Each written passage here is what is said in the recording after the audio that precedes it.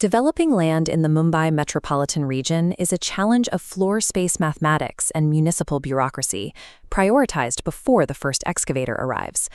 This video provides the exact execution playbook required to navigate those complexities. We will walk through the process of transforming a raw piece of land into a legally compliant, highly profitable residential or commercial building. Before you acquire a target plot in Mumbai or Thane, you need to assemble your core team: an experienced property lawyer, and a project management consultant, or architect. This professional team evaluates the plot's specific limitations and identifies potential regulatory roadblocks while you still have the power to walk away from a deal. Step 1 is land due diligence.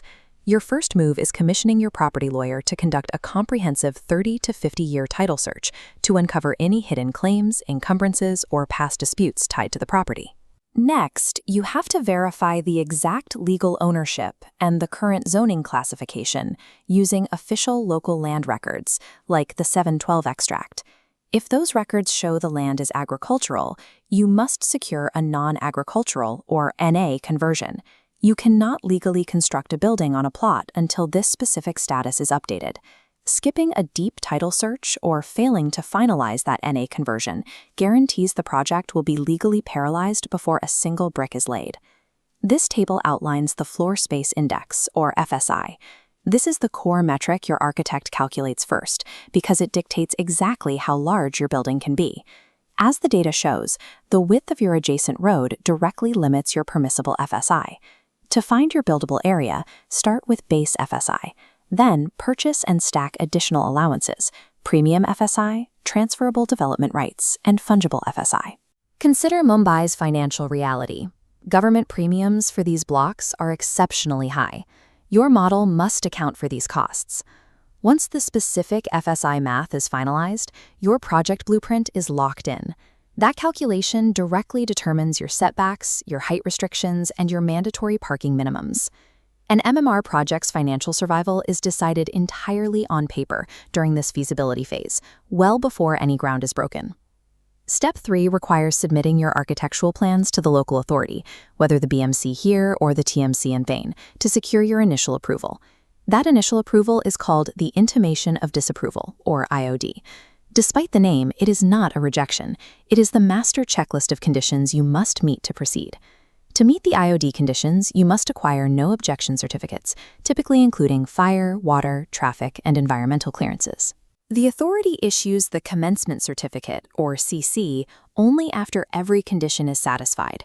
This is your green light to begin building. Before you can market your project or sell a single unit to a buyer, you have a strict mandate to register the entire development with MahaRERA. This approval staircase is rigid. Attempting to break ground or pre-sell units out of this exact sequence will trigger legal penalties that can shut your project down. Step 4 looks at your final execution path. You have to decide between building a residential or a commercial project, a choice that depends heavily on your existing zoning and available capital. Residential development typically involves fewer regulatory hurdles, which translates to a faster approval timeline and a quicker sales cycle to recoup your investment. Commercial development brings heavier upfront burdens. If your land isn't already zoned for commercial use, you will have to pay a substantial premium to secure a change of land use classification. Commercial buildings require stricter fire safety norms, higher parking space allocations, and overall higher construction costs. Developers accept these hurdles in exchange for long-term rental yields. Once your format is chosen and you have the Commencement Certificate in hand, physical construction begins, progressing in designated phases up to the final floor.